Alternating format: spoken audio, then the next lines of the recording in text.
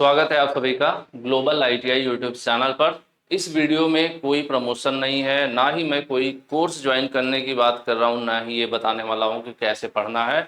मैं सिंपल सा एक फंडा आपको बता रहा हूँ जो रियल लाइफ एग्जांपल है और 100% सच है कि आपका परसेंटेज दूसरे बच्चे के परसेंटेज से ज़्यादा कैसे हो सकता है, या फिर आपका परसेंटेज उसी आईटीआई में दूसरे बच्चे से कम क्यों होता है।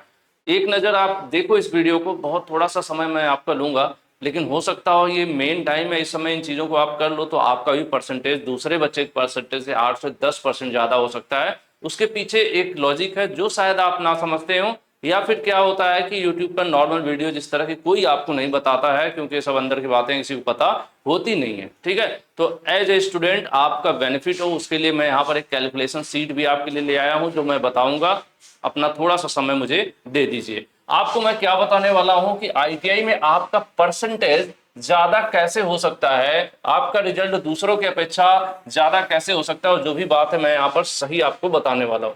एक कंपैरिजन सीट है, आप देखो, मान लेते हैं एक स्टूडेंट ए है और एक स्टूडेंट बी है। ये पूरा फैक्ट के साथ मैंने कैलकुलेट किया है। अब आपको पता है कि भाई कुछ परीक्षाएं ऑनलाइन होती हैं, कुछ परीक्षाएं ऑफलाइन होती हैं, और कुछ होती हैं जिसका कॉलेज ही मालिक है, यानी कॉलेज ही उसको करवाता है अपने लेवल पर। यानी एक तरह से आईटीआई की जो मार्कशीट होती है उसमें 3 प्रकार के नंबर जोड़े जाते हैं। एक एनसीवीटी द्वारा जो परीक्षा कराई जाती है, एक जो स्टेट गवर्नमेंट परीक्षा कराती है, और एक जो आईटीआई कॉलेज परीक्षा कराता है। यानी 3 परीक्षाओं का नंबर आपके मार्कशीट में जुड़ता है। अब यहीं पर गेम बदल जाता है मार्कशीट के परसेंटेज का। आइए देखते हैं कैसे।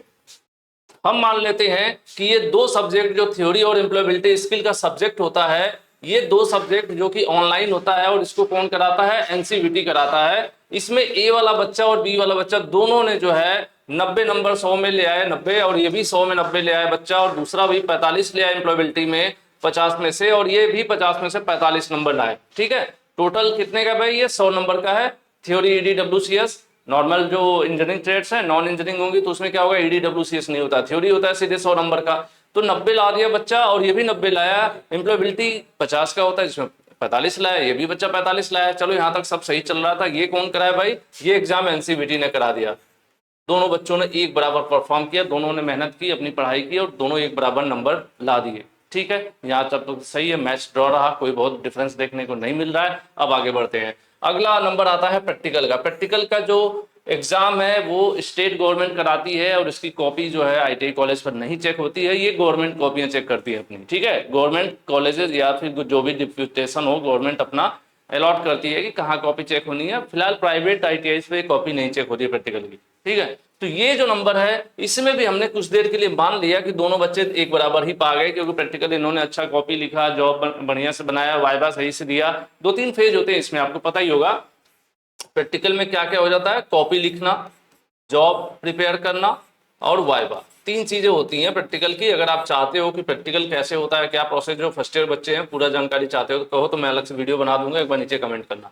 तो मान लेते हैं कि 250 में से 240 लगभग दोनों बच्चे पा गए, और ये कहीं भी असंभव नहीं है। मैंने गवर्नमेंट आईटीआई की जो टॉपर लिस्ट जब देखोगे, एनसीवीटी की जो टॉपर लिस्ट होती है ना, जो उनकी वेबसाइट पर होती है, उसमें आप देखोगे तो बहुत से बच्चे प्रैक्टिकल में 250 में 250 भी किसी किसी को मिला रहता है। किसी किसी को सेशनल जो होता है, ये सेशनल एग्जाम, या जिसको फॉर्मेटिव असेसमेंट बोला जाता है 200 नंबर का, इसको आप शुद्ध भाषा में सेशनल भी समझ सकते हो। ठीक है, इंटरनल परीक्षा कॉलेज का, इसमें 200 में से 200 नंबर मैंने गवर्नमेंट आईटीआई के भी बच्चों को देखा है पाते हुए, और उनको मिला है, वो टॉपर लिस्ट में हो जाते हैं। ऐसा एग्जाम्पल है मेरे पास, कहोगे आप तो मैं दिखा भी दूंगा, आप खुद देख सकते हो। एनसीवीटीजीटी की जो वेबसाइट है उस पर टॉपर लिस्ट होती है। टॉपर लिस्ट में उनका रोल नंबर डाल के जैसे आप चेक करोगे, देखोगे उनको सेशनल में 200 पूरा 200 नंबर मिला है, प्रैक्टिकल में पूरा 250 में 245, 248, 240, 42 तो आम बात है। तो हमने यहाँ तक मान लिया कि दोनों बच्चे बराबर पा गए। ये कहाँ तक क्या था भाई, ये किसका था, मान लो ये भी गवर्नमेंट आईटीआई एग्जाम कराती है, इसको स्टेट गवर्नमेंट का ये सिस्टम है वहां। ये किसका हो गया, एनसीवीटी का हो गया, ये स्टेट का हो गया मैटर। अब आ जाता है ये 200 नंबर। ये 200 नंबर टोटली आपके आईटीआई कॉलेज के ऊपर डिपेंड करता है। अब आईटीआई कॉलेज इस 200 नंबर को कैसे देता है, क्या कैलकुलेशन करता है, वो एक नजर मैं आपको बताता हूं, और यहीं से असली खेल होता है। ये जो 200 नंबर का एफए होता है, जो आपकी मार्कशीट पर नंबर ये जोड़ा जाता है और लिखा जाता है, फॉर्मेटिव असेसमेंट। मार्कशीट उठा के आप देखना, जो सेकंड ईयर में बच्चे उनको पता है, फर्स्ट ईयर वाले बच्चों को जनरली नहीं पता होता है। 200 नंबर का ये होता है फॉर्मेटिव असेसमेंट, और ये आपकी असली मार्कशीट में, फाइनल मार्कशीट में भी जुड़ता है, फर्स्ट ईयर की मार्कशीट में जुड़ेगा, सेकंड ईयर में भी जुड़ता है। अब ये टोटल जोड़कर हो जाते हैं 600 नंबर की मार्कशीट तैयार हो जाती है ITI फर्स्ट ईयर की और ITI सेकंड ईयर की भी। एक जो परसेंट है, 6 नंबर अगर आप पाते हो तो टोटल मिलाकर आपके परसेंटेज 1% बनता है, यानी 600 का 100% है तो 1% आपका 6 नंबर से बनता है। अब देखिए, अगर ITI कॉलेज एक बच्चे को 196 नंबर दे दे 200 नंबर में से, 198 भी मैंने देखा है, 200 में से 200 नंबर भी देखा है मैंने देते हुए कॉलेजेस को, ठीक है। तो जब 200 नंबर में से 196 आपको मिलता है, 192 मिलता है, 194 95 मिलता है, और एक है मिनिमम पासिंग मार्क जो होता है 120 होता है, तो कॉलेज क्या करेगा, कहेगा चलो फेल नहीं करते हैं बट इसको 120 नंबर दे देते हैं। अगर आपको कॉलेज के द्वारा 120 नंबर मिल गया, ITI कॉलेज ने 120 नंबर दे दिया, तो आपकी जो परसेंटेज बनेगी वो कितनी बनेगी, 82% बनेगी। और जिस बच्चे को कॉलेज ने 196 नंबर दिया उसकी परसेंटेज बनेगा 95.16। कितना डिफरेंस आप देख रहे हो, ये बहुत ही खतरनाक है, आपके रिजल्ट को तहस नहस कर देता है। ये कितना बड़ा डिफरेंस है, 2-4 नंबर का डिफरेंस नहीं है।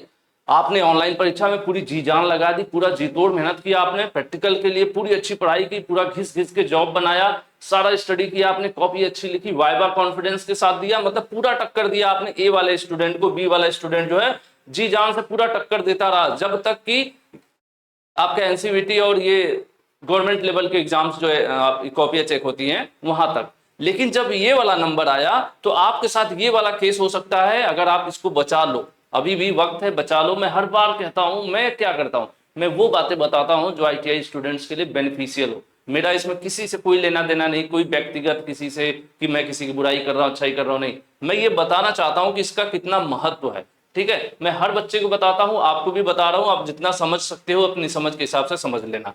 मिनिमम 120 पर क्या होता है, पास होता है, इसके नीचे जनरली कॉलेज कोई फेल नहीं करता है, कहता है चलो ठीक है पास कर देते हैं, तो 120 नंबर वो दे सकता है, ठीक है। जब 120 दे दिया तो परसेंटेज की हालत देख लीजिए।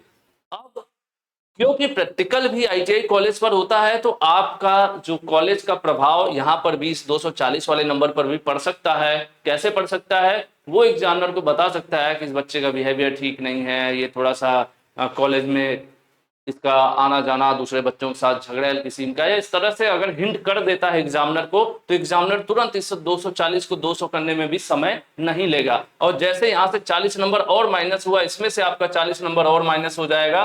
जब 40 नंबर इसमें से आप माइनस करोगे तो हो जाएगा आपका 445। जैसे 445 होगा, ये तुरंत 80 के नीचे आ गया, आपका 75% और 80 के बीच वाले रेंज में आ गया, जो कि एकदम ITI का इतना कम परसेंट होना, मतलब समझ रहे हैं। जब भी किसी अप्रेंटिस के लिए आप अप्लाई करोगे, कहीं अप्रेंटिस के लिए आप अप्लाई करोगे, सर मेरा तो हुआ नहीं, सर लिस्ट में मेरा नाम नहीं आया, क्यों? क्योंकि जब परसेंटेज, कई जगहों पर अप्रेंटिस में ITI का परसेंटेज भी क्या होता है, कैलकुलेट किया जाता है मेरिट के दौरान।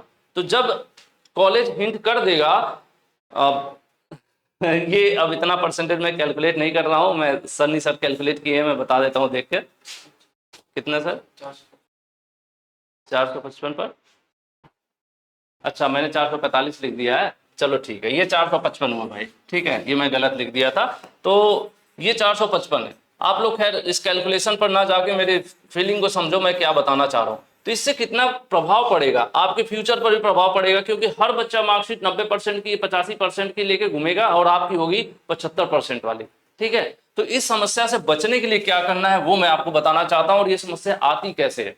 इसमें मेरा कोई अपना इंडिविजुअल नहीं लेना देना है कि जैसे आप मेरे पास आ गए और मेरा आपसे इस तरह से ऐसा कुछ है कि मैं आपसे कुछ ले लूंगा, ये चीज बताने का सिर्फ इसलिए बताना चाहता हूं कि एक छोटी सी सावधानी, अगर आप थोड़ी सी सावधानी करोगे तो अच्छा रिजल्ट और अच्छा परसेंटेज लेके अपने ग्रुप में निकलोगे। तभी क्या होगा कि फ्यूचर में आपको कभी संभावनाएं होती है ना, कहीं मार्कशीट किसी को मिली, किसी जॉब में आपने अप्लाई कर दिया, ठीक है। अब 10 बच्चों का पहले क्या होगा, रिज्यूम के हिसाब से शॉर्ट लिस्टिंग होती है, बाद में बुलाया जाता है इंटरव्यू के लिए। आपके पास कितना भी अच्छा नॉलेज है, सामने वाले को तो आप तब बताओगे ना, पहले आपका सिलेक्शन हो, आपको बुलाया जाए, बुलाए जाने के लिए देखेंगे यार इसका मार्कशीट 80% भी नहीं बना ITI में, तो वो आप कितने भी अच्छे हो, वो ये नहीं देखेंगे कि वो फॉर्मेटिव असेसमेंट में सेशनल में नंबर कट गया, या अगर वहां नंबर भी कट गया तो फिर सोचेंगे कि इसका नंबर आखिर कॉलेज से क्यों कटा, इसका मतलब इसका बिहेवियर ठीक नहीं रहा होगा। ऐसा कुछ आता है ना, इस तरह का साइकोलॉजिकली इफेक्ट पड़ेगा और आप अच्छे खासे इंटेलिजेंट होने के बावजूद भी आपकी जगह नहीं मिलेगी आपको। तो इसमें क्या चीजें हैं, कॉलेज क्या बेस बनाता है, मैं वो आपको बताता हूँ।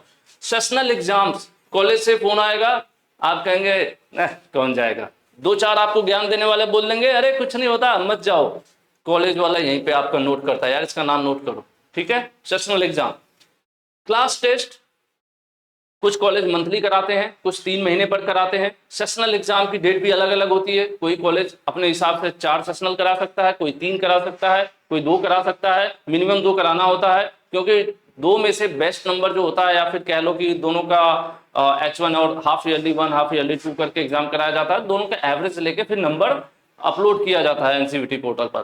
तो ये बहुत जरूरी होता है, आपने इसको मिस किया, आप अपने परसेंटेज को माइनस करते जा रहे हैं। क्या कर रहे हैं आप, अपने परसेंटेज घटाते जा रहे हैं। क्लास टेस्ट मिस कर रहे हैं, आपकी फिर परसेंटेज घटने लगी। प्रैक्टिकल फाइल वगैरह कॉलेज ने कहा कि आपने जो भी प्रैक्टिकल्स किए हैं उसको प्रॉपर फाइल तैयार कीजिए, हमें चेक कराइए, ये सब कहा आपने। आपने कहा आपके किसी दोस्त का कुछ नहीं होता जाओ, ठीक है, फिर आपने अपने नंबर को माइनस कराया।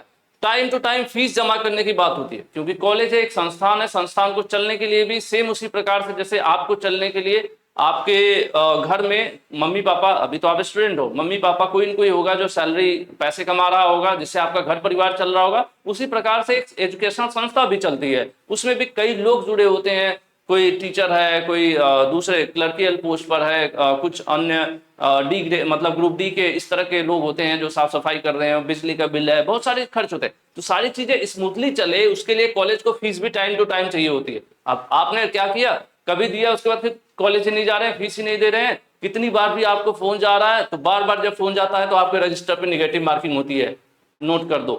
उसके बाद अटेंडेंस रेगुलर है नहीं है, इस पे भी डिपेंड करता है आपका कैसा हिसाब है, कॉलेज आना जाना कैसा है। ऐसा तो नहीं है कि बस ऐसे ही राम भरोसे चल रहा है। नेगेटिव इंपैक्ट आपका बिहेवियर आपके टीचर के प्रति, जब भी आपको टीचर फोन करता है किसी वेरिफिकेशन के लिए, आइडेंटिटी कार्ड के लिए, एग्जामिनेशन के लिए, बोर्ड फॉर्म के लिए, सेशनल के लिए, टेस्ट के लिए फोन करता है, उस समय आपका बिहेवियर कैसा है वो भी नोट किया जाता है। आपने दिखा दिया सनी देओल वाले बिहेवियर, नहीं आता मैं नहीं, जो करना है कर लो, 2.5 किलो का हाथ तो 2.5 किलो का हाथ तो नहीं, लेकिन 2.5 यहाँ पे नोट कर लेगा, 25 नंबर काट दो इसका, ठीक है। उसके बाद एग्जाम फॉर्म की बात आती है।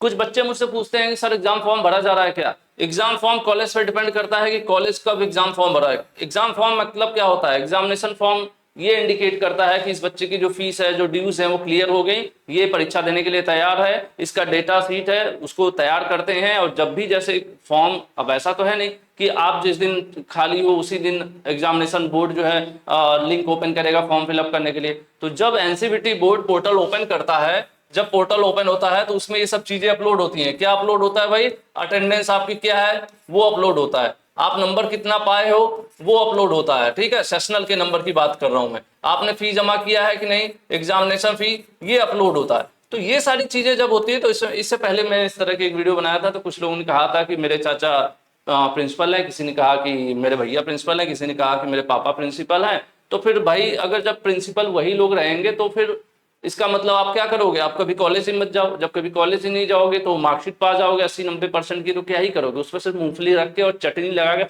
चटा बस मूंगफली खा सकते हो, क्योंकि मार्कशीट लेके क्या करोगे आप। 90% की भी मार्कशीट होगी, अगर कॉलेज नहीं गए, प्रैक्टिकल नहीं सीखे, नॉलेज नहीं है, तो सिर्फ उस पर मूंगफली रख के चटनी से लगा के, हो सकता है कुछ लोग नमक पसंद हो तो उससे खाएंगे, ठीक है। तो वो चीजें हैं। उसके बाद होता है सेकंड ईयर में, आपने फर्स्ट ईयर क्लियर कर दिया, सेकंड ईयर में कॉलेज फोन कर रहा है कि आप एडमिशन कराओ, सेकंड ईयर की फीस जमा कराओ, आप नहीं जा रहे हो भैया, नहीं जा रहे हो, नहीं जा रहे हो, कॉलेज वाला कहेगा ठीक है इसका नाम नोट करो, ठीक है। तो ये एक्चुअल में बैकग्राउंड है, ये पर्दे के पीछे की कहानी है। तो इस कहानी, इतनी सारी जो कहानी है, अगर आपकी कैरेक्टर में कहीं से मैच करती है तो मात्र एक संयोग कहा जाएगा, और उस कैरेक्टर को आप सही कर लीजिए, अभी भी मौका है, चीजों को आप सही कर सकते हो और अपनी लाइफ में फॉलो करो। इन चीजों को अगर आप पॉजिटिव रखोगे तो इधर आपका पॉजिटिव होना शुरू होगा, यहाँ पॉजिटिव होना शुरू होगा, ये पॉजिटिव होना, ये जब ये सब पॉजिटिव होंगे, जैसे जैसे ये पॉजिटिव होंगे वैसे वैसे ये 120 का आपका 198 में परिवर्तित हो सकता है। ये आपका जो मैं 240 दे रहा था, ये 248 तक भी, 46 तक भी परिवर्तित हो सकता है। यानी जो आपका परसेंटेज का ग्राफ है आप बढ़ा सकते हो। आप इस मेरिट लिस्ट को अपने जो 95 मैंने दिया था एक एग्जांपल के लिए, आप इसको 96, 97 तक भी ले जा सकते हो, अगर आपके अंदर कैलिबर है कि ऑनलाइन में आप ये चीजें कर लो। बाकी इन चीजों में कॉलेज का भी आपका सारा ओवरऑल कैलकुलेशन मैंने बता दिया कि सब कुछ देखा जाता है इस बेसिस पर। हालांकि कुछ लोग कहेंगे मेरे यहाँ तो ऐसे हो जाता है, मेरे वहां ऐसे होता है। तो देखो 100 लोग है ना, तो 100 लोगों पे एक ही नियम लागू नहीं होता। जैसे अगर एक गांव में 2 चोर हैं तो क्या पूरे गांव को आप चोर कह सकते हैं? नहीं कह सकते हैं। इसी प्रकार से अगर कोई कहता है नहीं मेरे यहाँ तो ऐसे कुछ नहीं होता, मेरे यहाँ तो सब ऐसे ही हो जाता है, मेरे यहाँ तो सब वैसे ही हो जाता है, तो अगर आपके यहाँ ऐसा हो जाता है तो बाकियों के साथ नहीं होता है। ठीक है, सबके साथ ऐसा नहीं होता। और समय समय की बात है, एक समय तो ऐसा भी होता था कि एग्जाम के लिए बड़ी मेहनत नहीं करनी पड़ती थी, ऐसे ही बस बैठ गए तो पास हो गए, ये हालत थी, है ना। लेकिन अब एक बच्चा एक दिन पूछ रहा था सर मैं मेरा एग्जाम कोई और दे सकता है क्या? ये तो वही वाली बात हो गई कि अपनी शादी में दूसरे को दूल्हा बना के भेजने की बात हो गई। हो सकता है कि वो अगर पकड़ा गया तो अच्छे से कुटा जाएगा, नहीं तो फिर आपकी दुल्हन लेके भाग जाएगा। 2 काम हो सकता है ना। तो ये फालतू की चीजें हैं। आप अगर ITI करने के लिए ही कर रहे हो ना, अगर ITI करना है तभी करो, फालतू का नाम लिखा के ये सब बेकार की चीजों में आप मत फंसो। बाकी ये प्लीज आप फॉलो करो, इसमें मेरा कोई बेनिफिट नहीं, ये इतनी चीजों से मेरा कोई बेनिफिट नहीं है। मैं सिर्फ आपको अवेयर कर रहा हूं कि आपकी परसेंटेज अच्छी हो जाए, क्योंकि कॉम्पिटिटिव दौर है आजकल, देख रहे हैं ना। आजकल बहुत से अप्रेंटिसेज वगैरह में मेरिट का भी महत्व होता है। तो जहां हर बच्चा 90% लेके पास हो रहा है तो आप 80 क्यों लाओ यार, आप भी 90 लाओ। तो बहुत आसान है, उसके लिए कुछ नहीं करना है। जो चीज आप कल करने वाले हो उसको आज करो। जैसे मान लो आप फी जमा करने जा रहे हो कॉलेज की, जमा तो आप करोगे, कल करना है ना, कल करना है तो आज करो। ठीक है, सिर्फ यही की बात नहीं है, ये फी का चलो कोई ये तो बड़ा मुद्दा नहीं, लेकिन ये सारी चीजें बहुत जरूरी है। ठीक है, कि संस्थान को संस्थान जैसे चलने के लिए उनके स्टूडेंट्स का भी प्रॉपर डिसिप्लिन में होना जरूरी है। अगर आप प्रॉपर डिसिप्लिन में नहीं होते हो तो संस्थान परेशान होता है। संस्थान परेशान होता है तो फिर क्या होगा भाई, जब संस्थान परेशान होगा तो उसको भी पेनाल्टी भरनी पड़ेगी किसी न किसी रूप में, डायरेक्ट इनडायरेक्ट। जब उसके ऊपर पेनाल्टी डायरेक्ट इनडायरेक्ट लगेगी तो डायरेक्ट इनडायरेक्ट वहां पे पेनाल्टी लगता है। तो यहीं पे करप्शन का दौर शुरू होता है, करप्शन यहीं पर शुरू होता है। मान लेते हैं एक कॉलेज है, एडमिशन है 200 बच्चों का, इसमें पहुंचे 10 लोग बस पढ़ने जा रहे हैं। अब कॉलेज की हालत खराब है। इस कॉलेज को हो सकता है फिर कोई आएगा और धमकाएगा या फिर करप्शन के नाम पे कुछ पैसे लेगा, तो ये अपनी वसूली किससे करेगा? ये इधर जो 190 लोग नहीं आ रहे थे इनसे अपनी वसूली करेगा। और यही सब सिस्टम जो है करप्शन का होता है। और किसी भी कॉलेज में हो, हम ITI की बात नहीं कर रहे हैं, करप्शन की शुरुआत हम आपसे ही होती है। ठीक है, तो अगर सब लोग एक जिम्मेदार व्यक्ति की तरह काम करें तो कहीं कोई दिक्कत ना हो। ठीक है, तो आज की वीडियो में इतना ही। प्लीज अपनी चीज़ों को, अगर आपने ITI में एडमिशन लिया है तो उसको सीरियस होकर टाइम टू टाइम चीज़ों को करते रहिए और एक बेहतर रिजल्ट लाइए और कुछ बेहतर करिए। क्योंकि अच्छा करने की आदत आप जब अपनी शुरुआती वाले जो शुरुआत का हमारा दौर होता है, हमारी लाइफ होती है, जैसे आज हम स्टूडेंट हैं तो स्टूडेंट का कैरेक्टर अगर अच्छे से निभाएंगे तभी तो भविष्य में कुछ अच्छा कर पाएंगे। जब स्टूडेंट लाइफ में अपने स्टूडेंट वाली जिम्मेदारियों को ही सही से नहीं निभाएंगे तो भविष्य में क्या हम कर पाएंगे। यही मैं कहता हूं, हर फेज में हर चीज जरूरी है। जब आप स्टूडेंट हैं तो स्टूडेंट का जो रोल है वो अच्छे से निभाइए। जब नौकरी कर रहे हैं तो एम्प्लॉय का रोल अच्छा निभाइए। बिजनेस कर रहे हैं तो एक बिजनेसमैन का रोल अच्छा निभाइए। और जब आप फैमिली मैन हो जाएंगे तो अपने फैमिली मैन के तौर पे अब मम्मी या पापा जो भी आप बनते हैं उसका भी रोल अच्छे से निभाइए, तभी सब चीजें अच्छे से चलेंगी। जहां जहां आप डगमगाएंगे, यहाँ अगर यहीं से डगमगा गए तो ये सब आपका डगमगाता जाएगा। ठीक है, तो आज के लिए इतना ही। मैं उम्मीद करता हूं कि आप लोगों को ये वीडियो अच्छी लगी होगी। अगर ऐसा है तो प्लीज इन चीजों को एडॉप्ट करिए, अपने लाइफ में बदलाव लाइए और चीजों को सही करिए। आज के लिए इतना ही, फिर मिलेंगे। कोई और टॉपिक हो आपके मन में, ऐसा कुछ विचार जो डर लग रहा हो या अनजान है आप ITI के बारे में, तो आप वीडियो के नीचे कमेंट कीजिए, मैं उसको भी कवर करूंगा। मैं कुछ नहीं छोड़ने वाला, आप लोगों को सब कुछ बताऊंगा। आज के लिए इतना ही, थैंक यू।